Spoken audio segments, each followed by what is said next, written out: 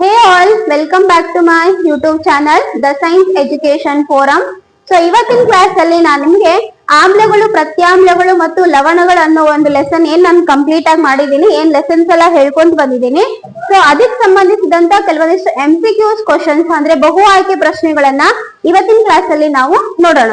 ಹಾಗಾದ್ರ ಇದು ಏನಕ್ಕೆ ಇಂಪಾರ್ಟೆಂಟ್ ಅಂತ ಹೇಳಿದ್ರೆ, ನೀವು ಕ್ಲಾಸ್ 10 ಅಲ್ಲಿ ಸ್ಟಡಿ ಮಾಡ್ತಾ ಇರುವಂತ ವಿದ್ಯಾರ್ಥಿಗಳಾಗಿರ್ಬೋದು ಅಥವಾ GPSTR, HSTR, PSTR ಅಭ್ಯರ್ಥಿಗಳಾಗಿರ್ಬೋದು. ಸೊ ನಿಮ್ಮ ಎಲ್ಲಾ ವಿದ್ಯಾರ್ಥಿಗಳಿಗೆ ಹೆಲ್ಪ್ ಆಗುವ ರೀತಿಯಲ್ಲಿ ನಾನೇನ್ ಮಾಡ್ತಾ ಇದ್ದೀನಿ ಅಂತ ಹೇಳಿದ್ರ, ಈ ಲೆಸನ್ ಪ್ರತಿಯೊಂದು ಪಾರ್ಟ್ ಅಲ್ಲಿರುವಂತಹ ಎಲ್ಲಾ MCQs ಕ್ವಶನ್ಸ್, ಪಾಸಿಬಲ್ ಆಗಿರುವಂತ ಎಲ್ಲಾ ಕ್ವಶನ್ಸ್ ಗಳನ್ನ ತೆಗೆದಿದ್ದೀನಿ. ಸೊ ಆ ಕ್ವಶನ್ಸ್ ಗಳನ್ನ ಸಾಲ್ವ್ ಮಾಡೋದಕ್ಕೆ ಇವತ್ತು ಒಂದಿಷ್ಟು ಕ್ವಶನ್ಸ್ ಅನ್ನ ಸಾಲ್ವ್ ಮಾಡ್ತೀನಿ.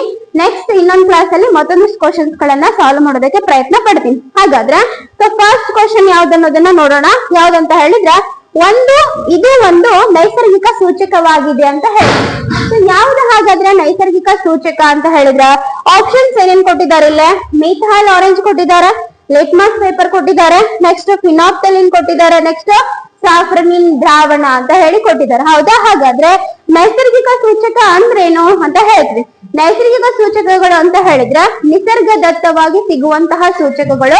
ಅವೇನ್ ಮಾಡ್ತಾವಂತಂದ್ರ ಆಮ್ಲವನ್ನ ಮತ್ತೆ ಪ್ರತ್ಯಾಮ್ಲವನ್ನ ಏನ್ ಮಾಡ್ತಾವಂತ ಹೇಳಿದ್ರ ಕಂಡುಹಿಡಲಿಕ್ಕೆ ನಮ್ಗ ಸಹಾಯವನ್ನ ಮಾಡ್ತಾವ. ಹಾಗಾದ್ರೆ ಇಲ್ಲಿ ನೈಸರ್ಗಿಕ ಸೂಚಕಕ್ಕೆ ಉದಾಹರಣೆ ಯಾವುದು ಅಂತ ಹೇಳಿದ್ರ ಲಿಟ್ಮಸ್ ಪೇಪರ್ ಅಂತ ಹೇಳ್ತೀವಿ. ಹೌದಾ? ಸೊ ಲಿಟ್ಮಸ್ ಪೇಪರ್ ಅನ್ನುವಂಥದ್ದು ಏನಾಗಿರುತ್ತೆ, ಸರಿಯಾದಂತಹ ಉತ್ತರ ಆಗಿರುತ್ತೆ. ಬಟ್ ಬೇರೆ ಬೇರೆ ಆಪ್ಷನ್ಸ್ ಗಳು ಯಾವುವು ಅನ್ನೋದನ್ನ ನಾವು ಸರಿಯಾಗಿ ಚೆಕ್ ಮಾಡ್ಬೇಕಾಗುತ್ತೆ. ಸೊ ಇಲ್ಲಿ ನೋಡಿ, ಮಿಥೈಲ್ ಆರೆಂಜ್ ಅಂತ ಇದೆ ಮತ್ತೆ ಫಿನಾಪ್ತಲಿನ್ ಅಂತ ಇದೆ. ಮಿಥೈಲ್ ಆರೆಂಜ್ ಮತ್ತೆ ಫಿನಾಪ್ತಲಿನ್ ಏನಂತ ಹೇಳಿದೆವು, ಸಂಶ್ಲೇಷಿತ ಸೂಚಕಗಳು ಅಂತ ಹೇಳ್ತೀವಿ. ಸಂಶ್ಲೇಷಿತ ಸೂಚಕಗಳು ಅಂತ ಅಂದ್ರ ಇವುಗಳನ್ನ ನಾವೇನ್ ಮಾಡ್ತೀವಿ, ಲ್ಯಾಬೊರೇಟರಿಗಳಲ್ಲಿ ರಾಸಾಯನಿಕಗಳನ್ನ ಹಾಕ್ಬಿಟ್ಟು ತಯಾರು ಮಾಡ್ತೀವಿ. ಹೌದಾ? ನೆಕ್ಸ್ಟ್ ಸಾಫ್ರನಿನ್ ಅಂತ ಬರುತ್ತೆ. ಈ ಸಾಫ್ರನಿನ್ ದ್ರಾವಣ ಅನ್ನುವಂಥದ್ದು ಏನಾಗುತ್ತೆ ಅಂತಂದ್ರ ಜೀವಕೋಶಗಳನ್ನ ಪತ್ತೆ ಹಚ್ಚಲಿಕ್ಕೆ, ಅಂದ್ರೆ ಜೀವಕೋಶದಲ್ಲಿರುವಂತಹ ಬೇರೆ ಬೇರೆ ಭಾಗಗಳನ್ನ ಕಂಡುಹಿಡಲಿಕ್ಕೆ ಏನಾಗುತ್ತೆ, ಇದು ಸಹಾಯವನ್ನ ಮಾಡುತ್ತೆ. ಸೊ ಲಿಟ್ಮಸ್ ಪೇಪರ್ ಒಂದೇನಾ ನೈಸರ್ಗಿಕ ಒಂದು ಸೂಚಕ ಅಂತ ಹೇಳಿದ್ರೆ ಇಲ್ಲ, ಅದ್ರ ಜೊತೆಗೆ ಇನ್ನೊಂದು ಬರುತ್ತೆ. ಯಾವ್ದಂತ ಹೇಳಿದ್ರೆ ಅರಿಶಿಣ ಅಂತ ಹೇಳ್ತೀನಿ. ಸೊ ಅರಿಶಿಣ ಅನ್ನುವಂಥದ್ದು ಏನಂತಂದ್ರೆ ಒಂದು ನೈಸರ್ಗಿಕ ಸೂಚಕ ಅಂತ ಹೇಳ್ತೀವಿ. ಐ ಹೋಪ್ ಈ ಒಂದು ಕ್ವಶನ್ ನಿಮ್ಗೆ ಅಂಡರ್ಸ್ಟ್ಯಾಂಡ್ ಆಗಿದೆ ಅಂತ ಭಾವಿಸ್ತೀನಿ. ಸೊ ನೆಕ್ಸ್ಟ್ ಕ್ವಶನ್ ಬರೋಣ.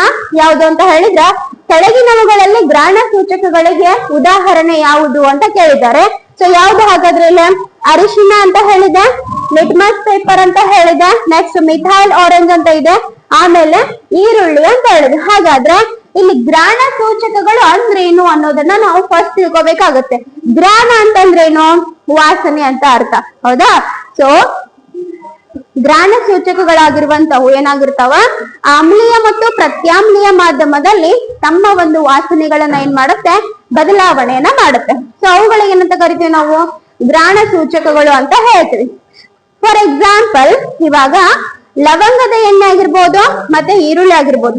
ಸೊ ಈರುಳ್ಳಿಗಳನ್ನ ಎರಡು ಕವರ್ ನಾನ್ ನಿಮ್ಗೆ ಲೆಸನ್ ಮಾಡುವಾಗ ಹೇಳಿದ್ದೇನೆ. ಈರುಳ್ಳಿಯನ್ನ ಸಣ್ಣದಾಗಿ ಕಟ್ ಮಾಡಿ ಎರಡು ಕವರ್ಗಳಲ್ಲಿ ಇಡ್ತೀವಿ. ಎರಡು ಕವರನ್ನ, ಒಂದು ಕವರನ್ನ NaOH ಅಲ್ಲಿ ಇಡ್ತೀವಿ, ಇನ್ನೊಂದು ಕವರನ್ನ HCl ಇಡ್ತೀವಿ. ಸೊ HCl ಅಲ್ಲಿ ಇಟ್ಟಾಗಿಂದ ಒಂದು ಈರುಳ್ಳಿ ಕಲ್ಲು ಏನಾಗಿರುತ್ತೆ, ಸ್ಮೆಲ್ ಏನಾಗಿರುತ್ತೆ, ಬೇರೆ ಆಗಿರುತ್ತೆ. ನೆಕ್ಸ್ಟ್ ಅದೇ ರೀತಿಯಾಗಿ NaOH ಅಲ್ಲಿ ಇಟ್ಟಿರುವಂತಹ ಒಂದು ಈರುಳ್ಳಿದು ಸ್ಮೆಲ್ ಏನಾಗಿರುತ್ತೆ ಅಂತಂದ್ರ ಬೇರೆ ರೀತಿಯಾಗಿರುತ್ತೆ ಅಂತ ಹೇಳ್ತೀವಿ. ಹೌದಾ? ಸೊ ಗ್ರಾಣ ಸೂಚಕಗಳು ಅಂತಂದ್ರೇನು, ಆ ವಸ್ತು ಆಮ್ಲೀಯನು ಅಥವಾ ಪ್ರತ್ಯಾಮ್ಲೀಯ ಅನ್ನೋದ್ರ ಆಧಾರದ ಮೇಲೆ ಏನ್ ಮಾಡುತ್ತೆ, ಅದು ವಾಸನೆಯನ್ನ ಬದಲಿ ಮಾಡುತ್ತೆ. ಸೊ ಹಾಗಾಗಿ ಇದನ್ನ ನಾವೇನಂತ ಕರಿತೀವಿ, ಗ್ರಾಣ ಸೂಚಕಗಳು ಅಂತ ಕರಿತೀವಿ. ಸೊ ಈರುಳ್ಳಿ ಅಷ್ಟೇ ಅಲ್ಲ, ಈರುಳ್ಳಿ ಜೊತೆಗೆ ಇನ್ನೊಂದ್ ಯಾವ್ದು ಬರುತ್ತೆ ಅಂತ ಹೇಳಿದ್ರ ಲವಂಗದ ಎಣ್ಣೆ ಬರುತ್ತೆ. ಲವಂಗದ ಎಣ್ಣೆ. ಸೊ ಲವಂಗದ ಎಣ್ಣೆನೂ ಸಹ ಗ್ರಾಣ ಸೂಚಕಕ್ಕೆ ಉದಾಹರಣೆ. ಹಾಗಾದ್ರೆ ಅರಿಶಿಣ ಮತ್ತೆ ಲಿಟ್ಮಸ್ ಪೇಪರ್ ಯಾವ್ದು? ಹಾಗಾದ್ರೆ ಅರಿಶಿಣ ಮತ್ತು ಲಿಟ್ಮಸ್ ಪೇಪರ್ ಅನ್ನುವಂಥದ್ದು ಇವೆರಡು ಏನಾಗುತ್ತೆ ಅಂತ ಹೇಳಿದ್ರ ನೈಸರ್ಗಿಕ ಸೂಚಕಗಳು ಅಂತ ಹೇಳ್ತೀವಿ. ನೈಸರ್ಗಿಕ ಸೂಚಕಗಳು.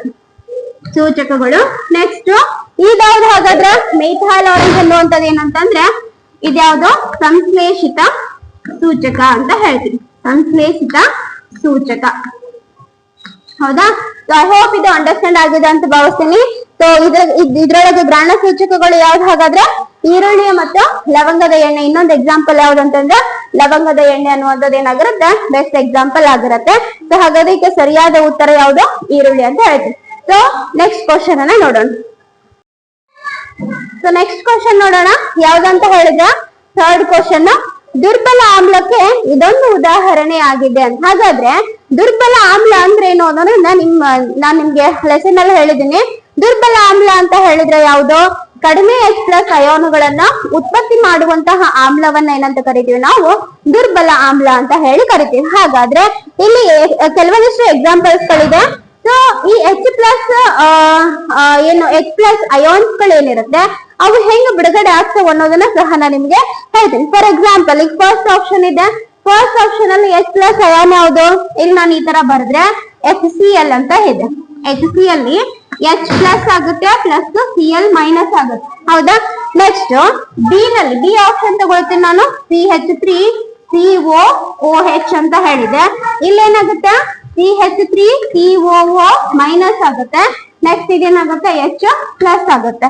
ನೆಕ್ಸ್ಟ್ H2SO4 ತಗೊಳ್ಳೋಣ. H2SO4 ಅಲ್ಲಿ ಏನಾಗುತ್ತೆ H+ ಆಗುತ್ತೆ. ನೆಕ್ಸ್ಟ್ ಅಂದ್ರೆ 2H+ ಆಮೇಲೆ SO4 ಮೈನಸ್ ಆಗುತ್ತೆ. ನೆಕ್ಸ್ಟ್ HNO3 ತಗೊಂಡ್ರೆ ಏನಾಗುತ್ತೆ H+ ಆಗುತ್ತೆ, NO3 ಮೈನಸ್ ಆಗುತ್ತೆ. ಏನಿಲ್ಲ H+ ಇದೆ ಅಲ್ಲ, H+ ಗಳ ಅಯಾನುಗಳ ಪ್ರಬಲತೆಯ ಆಧಾರದ ಮೇಲೆ ನಾವೇನ್ ಮಾಡ್ತೀವಿ, ಯಾವ ಆಮ್ಲ ಪ್ರಬಲ ಆಮ್ಲ, ಯಾವ ಆಮ್ಲ ದುರ್ಬಲ ಆಮ್ಲ ಅನ್ನೋದನ್ನ ನಾವೇನ್ ಮಾಡ್ತೀವಿ ಡಿಸೈಡ್ ಮಾಡ್ತೀವಿ. ಸೊ ಇದ್ರಲ್ಲಿ ಪ್ರಬಲ ಆಮ್ಲ ಯಾವ್ದು, ಹಾಗಾದ್ರೆ ಪ್ರಬಲ ಆಮ್ಲ ಯಾವ್ದು ಹೇಳ್ತೇವೆ ಅಂದ್ರೆ ನಾವು HCl, ಯಾಕಂದ್ರ H+ ಅಯಾನುಗಳನ್ನು ಹೆಚ್ಚಾಗಿ ಏನ್ ಮಾಡುತ್ತೆ ಇದು ಪ್ರೊಡ್ಯೂಸ್ ಮಾಡುತ್ತೆ. ಸೊ ಹಾಗಾಗಿ ಆ HCl ಅನ್ನೋದು ಪ್ರಬಲ ಆಮ್ಲ ಆಗುತ್ತೆ. ಬಟ್ ಅಲ್ಲಿ ಕೇಳಿರೋದೇನವರು ದುರ್ಬಲ ಆಮ್ಲ ಅಂತ ಕೇಳಿದಾರೆ. ಸೊ ದುರ್ಬಲ ಆಮ್ಲಕ್ಕೆ ಬೆಸ್ಟ್ ಎಕ್ಸಾಂಪಲ್ ಯಾವ್ದಂತಂದ್ರ ನಾವು CH3COOH ಅಸೆಟಿಕ್ ಆಸಿಡ್ ಅಂತ ಹೇಳ್ತೀವಿ. ಸೊ ಇದು ಕಡಿಮೆ H+ ಅಯಾನುಗಳನ್ನ ಏನ್ ಮಾಡುತ್ತೆ ಬಿಡುಗಡೆ ಮಾಡಿರುತ್ತೆ. pH ವ್ಯಾಲ್ಯೂ ಏನಾಗಿರುತ್ತೆ ಸ್ವಲ್ಪ ಜಾಸ್ತಿ ಇರುತ್ತೆ. ಯಾವ್ದಕ್ಕೆ ಕಂಪೇರ್ ಮಾಡಿದ್ರ ಈ HCl, H2SO4, HNO3 ಈ ಮೂರು ಆಮ್ಲಗಳಿಗೆ ಕಂಪೇರ್ ಮಾಡಿದ್ರೆ ಈ CH3COOH ಅನ್ನುವಂಥದ್ದು ಒಂದು pH ಏನಾಗಿರುತ್ತೆ ಜಾಸ್ತಿ ಆಗಿರುತ್ತೆ. ಸೊ ಹಾಗಾಗಿ ಇದರಲ್ಲಿ ದುರ್ಬಲ ಆಮ್ಲ ಯಾವ್ದು ಹಾಗಾದ್ರೆ ಅಸೆಟಿಕ್ ಆಸಿಡ್ ಅಥವಾ CH3COOH ಅಂತ ಹೇಳ್ತೀವಿ. ಓಕೆನಾ. ಸೊ ನೆಕ್ಸ್ಟ್ ಕ್ವಶನ್ ಬರೋಣ. ಯಾವ್ದಂತ ಹೇಳಿದ್ರೆ ಆಮ್ಲ ಮತ್ತು ಲೋಹಗಳು ಪರಸ್ಪರ ವರ್ತಿಸಿ ಬಿಡುಗಡೆ ಮಾಡುವಂತಹ ವಸ್ತು ಯಾವುದು ಅಂತ ಕೇಳಿದ್ದಾರೆ. ಸೊ ಫಸ್ಟಿಗೆ ನಾವು ಒಂದ್ ರಿಯಾಕ್ಷನ್ ಅನ್ನ ಬರೆಯೋಣ. ಅಂದ್ರೆ ನಿಮ್ಗೆ ಏನ್ ಗೊತ್ತಾಗುತ್ತೆ ಯಾವ ವಸ್ತು ಬಿಡುಗಡೆ ಆಗುತ್ತೆ ಅನ್ನುವಂಥದ್ದು ಗೊತ್ತಾಗುತ್ತೆ. ಫಾರ್ ಎಕ್ಸಾಂಪಲ್ ಇಲ್ಲಿ ಆಮ್ಲಕ್ ನಾನೇನ್ ಮಾಡಿದೀನಿ H2SO4 ಅಂತ ತಗೊಂಡಿದ್ದೀನಿ, ಹೌದಾ. ನೆಕ್ಸ್ಟ್ ಲೋಹ, ಯಾವ್ದಾದ್ರು ಲೋಹ ತಗೊಳ್ಳಿ ನೀವು, CO ಅಂತ ಹೇಳಿ ನಾನು ತಗೊಂಡಿದ್ದೀನಿ, ಹೌದಾ. ಆಮ್ಲ ಮತ್ತು ಲೋಹ ಪರಸ್ಪರ ವರ್ತಿಸಿ ಯಾವ ಒಂದು ವಸ್ತುವನ್ನ ಬಿಡುಗಡೆ ಮಾಡುತ್ತೆ ಅಂತ ಹೇಳಿದೆ. ಸೊ ಯಾವ ವಸ್ತು ಬಿಡುಗಡೆ ಮಾಡುತ್ತೆ, ಇಲ್ಲಿ CuSO4 ಬರುತ್ತೆ, ಆಮೇಲೆ ಏನ್ ಬರುತ್ತೆ H2 ಗ್ಯಾಸ್ ಬರುತ್ತೆ, ಹೌದಾ. ಸೊ H2 ಅನ್ನುವಂಥದ್ದು ಏನಿದು ಹೈಡ್ರೋಜನ್ ಗ್ಯಾಸ್ ಅಂತ ಹೇಳ್ತೀವಿ. ಸೊ ಹಾಗಾದ್ರೆ ನಮ್ಮ ಒಂದು ಉತ್ತರ ಏನಾಗುತ್ತೆ ಹೈಡ್ರೋಜನ್ ಅನಿಲ ಬಿಡುಗಡೆ ಆಗುತ್ತೆ ಅಂತ ಹೇಳ್ತೀವಿ, ಸರಿನಾ. ಸೊ ಯಾವ್ದು ಬಿಡುಗಡೆ ಆಗುತ್ತೆ ಇಲ್ಲಿ ಹೈಡ್ರೋಜನ್ ಅನಿಲ ಬಿಡುಗಡೆ ಆಗುತ್ತೆ. ಇನ್ನು ಲೋಹದ ಆಕ್ಸೈಡ್ ಏನಾಗುತ್ತೆ, ಲೋಹದ ಆಕ್ಸೈಡ್ ಬಿಡುಗಡೆ ಆಗಲ್ಲ. ಯಾಕಂತ ಹೇಳಿದ್ರೆ ಇಲ್ಲಿ ಹೈಡ್ರೋಜನ್ ಸಪರೇಟ್ ಆಗಿರೋದ್ರಿಂದ ಲೋಹದ ಆಕ್ಸೈಡ್ ಇಲ್ಲಿ ಬಿಡುಗಡೆ ಆಗೋಂಗಿಲ್ಲ. ಆಮೇಲೆ CO2 ಅನಿಲ ಅಂತ ಕೊಟ್ಟಿದ್ದಾರೆ, CO2 ಅನಿಲನು ಸಹ ಬಿಡುಗಡೆ ಆಗಂಗಿಲ್ಲ. ಇನ್ನು ನೀರು ಅನ್ನುವಂಥದ್ದು ಏನಾಗುತ್ತೆ ಆಮ್ಲಗಳು ಪ್ರತ್ಯಾಮ್ಲಗಳು ಪರಸ್ಪರ ವರ್ತಿಸಿ ಏನ್ ಮಾಡುತ್ತೆ ನೀರನ್ನ ಬಿಡುಗಡೆ ಮಾಡುತ್ತೆ ಅಂತ ಹೇಳ್ತೀವಿ. ಓಕೆನಾ. ಸೊ ಐ ಥಿಂಕ್ ಇದು ಕ್ಲಿಯರ್ ಆಗಿದೆ ಅಂತ ಅನ್ಕೊಳ್ತೀನಿ. ಸೊ ಆಮ್ಲ ಮತ್ತು ಲೋಹಗಳು ಪರಸ್ಪರ ವರ್ತಿಸಿ ಯಾವ ಒಂದು ವಸ್ತುವನ್ನ ಬಿಡುಗಡೆ ಮಾಡುತ್ತೆ. ಅನಿಲ ಅಂತ ಹೇಳಿದಾಗ ನಿಮ್ಗೆ ಏನಾಗ್ಬಿಡುತ್ತೆ ಆಪ್ಷನ್ ಅಲ್ಲಿ ಅನಿಲ ಅಂತ ಯಾವ್ಯಾವ್ದು ಇರುತ್ತೆ ಅಲ್ಲಿ ಮಾತ್ರ ನೀವು ಕಾನ್ಸಂಟ್ರೇಷನ್ ಮಾಡ್ತೀರಿ. ಸೊ ನಿಮ್ಗೆ ಕನ್ಫ್ಯೂಷನ್ ಆಗ್ಲಿ ಅಂತ ಹೇಳಿ ಬಿಡುಗಡೆ ಆಗುವಂತಹ ವಸ್ತು ಯಾವುದು ಅಂತ ಹೇಳಿಕೊಡ್ತಾರೆ. ಸಮ್ ಟೈಮ್ಸ್ ಏನಾದ್ರು ಸಾಲ್ಟ್ ಅನ್ನೋದು ಹೀಗಿತ್ತಂದ್ರ ಫಾರ್ ಎಕ್ಸಾಂಪಲ್ ಇಲ್ಲಿ ಲವಣ ಅಂತ ಏನಾದ್ರು ಕೊಟ್ಟಿದ್ರು ಅಂತಂದ್ರೆ ಲವಣ ಅಂತಾನು ನೀವೇನ್ ಮಾಡ್ಬೇಕು ಆಪ್ಷನ್ ಅನ್ನ ಸೆಲೆಕ್ಟ್ ಮಾಡ್ಬೇಕಾಗುತ್ತೆ. ಹಾಗಾದ್ರೆ ನಮ್ಮ ಒಂದು ಉತ್ತರ ಯಾವ್ದಿಲ್ಲ ಆಪ್ಷನ್ ಸಿ ಹೈಡ್ರೋಜನ್ ಅನಿಲ ಅಂತ ಹೇಳ್ತೀವಿ. ಓಕೆನಾ. ಸೊ ನೆಕ್ಸ್ಟ್ ಕ್ವಶನ್ ಹೋಗೋಣ. ಆನ್ ಮಾಡ್ತೀಯಾ? ಓಕೆ. ಸೊ ನೆಕ್ಸ್ಟ್ ಕ್ವಶನ್ ಯಾವ್ದು ಅಂತ ಹೇಳಿದ್ರ ಕ್ಯಾಲ್ಸಿಯಂ ಕಾರ್ಬೋನೇಟ್ ನ ಒಂದು ಬಹುರೂಪ ಇದಾಗಿದೆ ಅಂತ ಹೇಳಿದ್ದಾರೆ. ಸೊ ಹಾಗಾದ್ರೆ ಯಾವುದು ಕ್ಯಾಲ್ಸಿಯಂ ಕಾರ್ಬೋನೇಟ್ ನ ಒಂದು ಬಹುರೂಪ? ಫಸ್ಟ್ ನಾವೇನ್ ಮಾಡೋಣ ಕ್ಯಾಲ್ಸಿಯಂ ಕಾರ್ಬೋನೇಟ್ ನ ಒಂದು ಅಣುಸೂತ್ರ ಏನು ಅಂತ ಬರೆಯೋಣ. ಅದೇನಂತ ಹೇಳಿದ್ರ CaCO3 ಅಂತ ಹೇಳ್ತೀವಿ. CaCO3 ಅನ್ನುವಂಥದ್ದು ಏನಂತಂದ್ರ ಕ್ಯಾಲ್ಸಿಯಂ ಕಾರ್ಬೋನೇಟ್ ಅಂತ ಹೇಳ್ತೀವಿ. ಸೊ ಇಲ್ಲಿ ಆಪ್ಷನ್ ಅಲ್ಲಿ ನೋಡೋಣ. ಸೊ ಅಮೃತಶಿಲೆ. ನೆಕ್ಸ್ಟ್ ಕ್ಯಾಲ್ಸಿಯಂ ಆಕ್ಸೈಡ್ ಅಂತ ಹೇಳಿದ್ರೆ, ಕ್ಯಾಲ್ಸಿಯಂ ಆಕ್ಸೈಡ್ ಅಂತ ಹೇಳಿದ್ರೆ CaO ಅಂತ ಬರುತ್ತೆ. ಯಾವ್ದು ಬರುತ್ತೆ? CaO ಅಂತ. ನೆಕ್ಸ್ಟ್ ಕ್ಯಾಲ್ಸಿಯಂ ಹೈಡ್ರಾಕ್ಸೈಡ್ ಅಂತ ಇದೆ.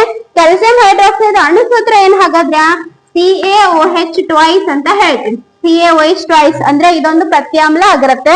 ಸೊ ಅದು ಸಹ ಏನಾಗಲ್ಲ, ಕ್ಯಾಲ್ಸಿಯಂ ಕಾರ್ಬೋನೇಟ್ ಒಂದು ಸೂತ್ರ ಆಗಲ್ಲ. ನೆಕ್ಸ್ಟ್ ಕಾರ್ಬನ್ ಡೈಆಕ್ಸೈಡ್ ಇದೆ, ಆಲ್ರೆಡಿ ನಿಮ್ಗೆ ಗೊತ್ತಿದೆ. ಕಾರ್ಬನ್ ಡೈಆಕ್ಸೈಡ್ ಏನ್ ಬರುತ್ತೆ? CO2 ಬರುತ್ತೆ. ಹಾಗಾದ್ರೆ ಉಳಿದಂತಹ ಆಪ್ಷನ್ ಯಾವ್ದು ನಮ್ಗೆ?